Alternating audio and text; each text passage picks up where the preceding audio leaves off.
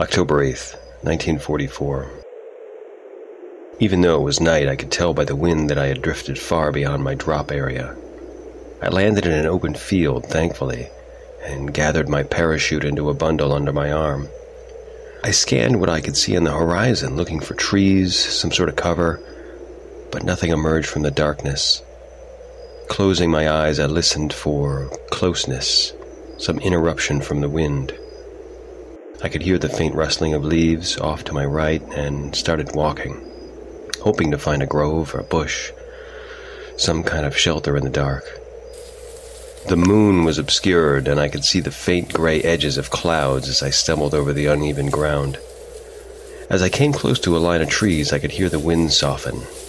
I abandoned my parachute against the stump of one of these trees and sank down to my knees, waiting for my eyes to adjust to the darkness.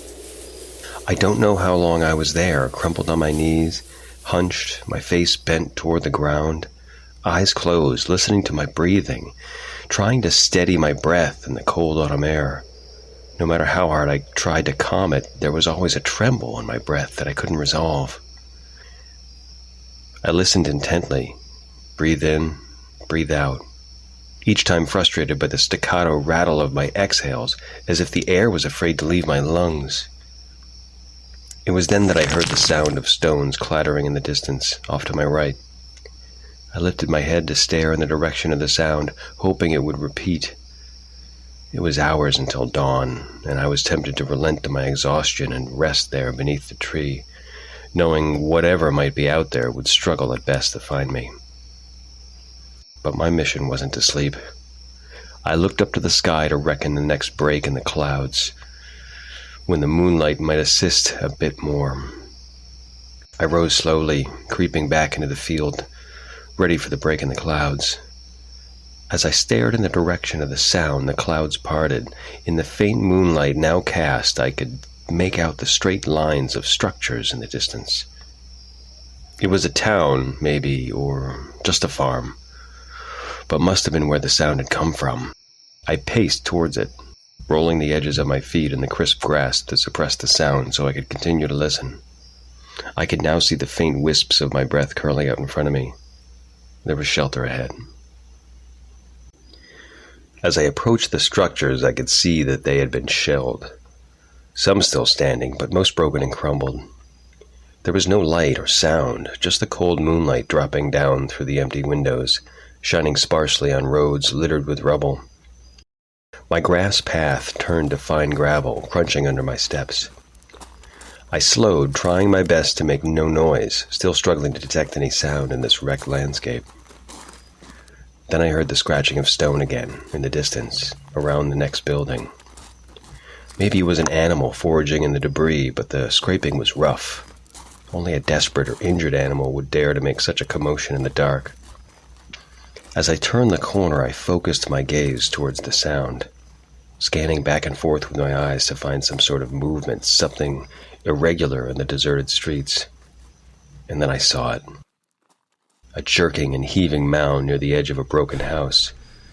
One would naturally assume it was a dog or some wild animal, a feral opportunist in this lifeless wreck. But the more I stared, I realized it was definitely human, panting and devouring something off the ground, its back arched to shield its spoils. I inched forward, straining to control my quaking breath. The gravel under my feet was now large stones, twisting as I tread on them. I wobbled on one jagged rock and slid sideways, sending a mound of stone crackling into the road. I froze, hoping the figure in the distance wouldn't hear. But the figure reared up suddenly, breaking from its feast. The figure rose gradually from the ground, and I sank closer, lower, to conceal my silhouette. I could see that it had a bulging head as it stood upright, most likely a helmet, though I couldn't make out a uniform. As I crouched lower, my foot slid again, knocking the rubble against itself. The figure turned and ran out away from the town. I could no longer see him, but could hear his frantic footfalls as they grew fainter. He headed for a small grove of trees near the town's edge. I jogged after in pursuit, but stopped myself short of exiting the town. What if he were waiting for me in the darkness? I stepped carefully, heading back towards where the man had perched. There on the ground, near the corner of a half-fallen house, was a small crate. I felt around inside. It was food. Fruits, dry meats, small jars. Someone must have stashed it during the conflict, leaving it in the rubble as they fled. Then I heard tapping, to the left, to the right, behind, then all around as the sky let down in a gentle rain. I hefted the crate into the interior of the house and hunkered down next to it in a corner still covered with roof. I pulled my thighs close to my chest, lay my head against my knees. I tried once more to still my shivering breath, keeping my ears keen, listening between the raindrops as the dawn approached. And I fell asleep.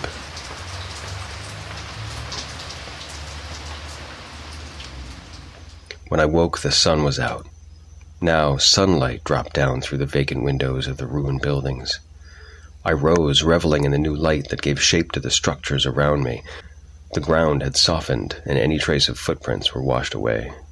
I slid my rifle from my shoulder, and bore it steadily in my right hand, heading out into the field where the man had ran.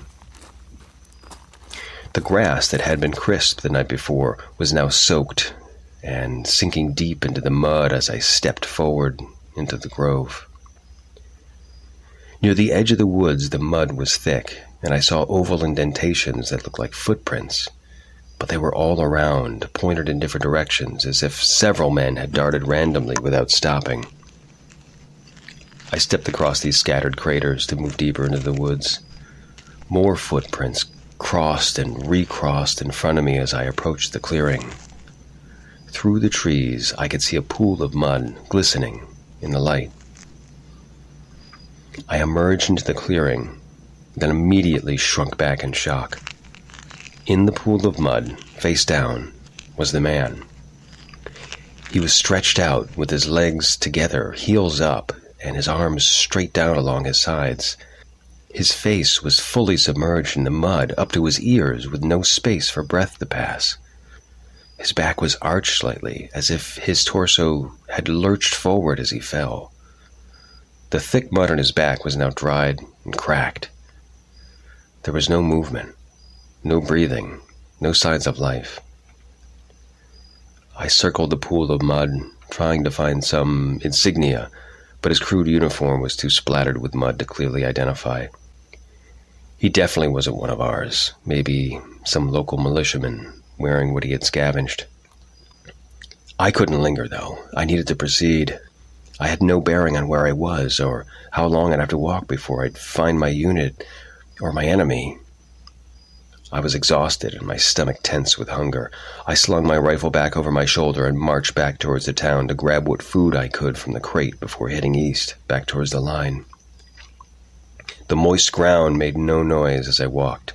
There was no wind, not even birds chirping. What I hadn't noticed the night before was that the fruit was rotten, and the meat spoiled and rank. I pulled 2 small, unopened jars from the crate, putting one in my pocket while I devoured the other before leaving. It was some sort of foul preserve, heavy with sugar that only barely cut the bitterness. Rhubarb, maybe, or some sort of root. It didn't matter. I needed to choke it down. As I shook the jar above my open mouth, I heard sounds coming from the grove. It sounded like an animal, probably sniffing around the fallen soldier. Fresh meat, I thought, readying my rifle. The thick mud would slow its movements. I stalked back towards the grove. As I neared, the sounds became more distinct, almost a gasping sound, hollow as if from a larger animal. I changed my gait from stalking to defensive, fearing that this animal may be a predator rather than a prey. As I approached the clearing, I could see movement through the trees, high above the ground and heaving in place. It was the soldier. He was standing fully upright in the place where he had lain. From behind, I could see his helmet had been lost, and his ragged hair twisted with mud. Nearly motionless except for the occasional twitch and gasp. I moved as slow as I knew how around the edge of the mud. He barely moved, though I could see faint wisps of his breath in the cold air. The front of him was completely coated in mud. His lips and eyelids hung heavy, slightly cracked open. Then there was a cracking sound below me. I had gotten distracted, clumsily stepping on a bed of sticks. The soldier's eyes pulled back, clumps of mud raining down on his face. He looked dead into my eyes. His mouth widened and trembled. I rose my rifle so sharply I was thrown off balance. Falling backwards, I fired a shot in his direction. I hit the ground and scrambled to ready myself for a second shot. But then he was gone, bounding heavily through the woods, out of sight, out of earshot. I'm not sure how long I sat there, trying to regain my nerve. I knew I couldn't linger here. I searched the forest until the sun was high in the sky, shining straight down on the pool of mud, drawing it back to firm earth. I kept going until I started feeling stabbing pains in my stomach. Maybe it was the hunger. I'd been wandering around this place for almost a day. I abandoned the woods, marching out across the field, clutching my stomach. I squinted in the midday sun, squeezing my eyes to detect the horizon.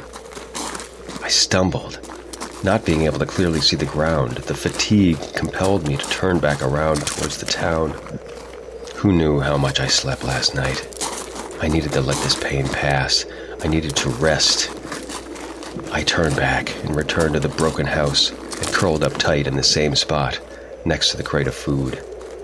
I need to let this pass. I can't linger.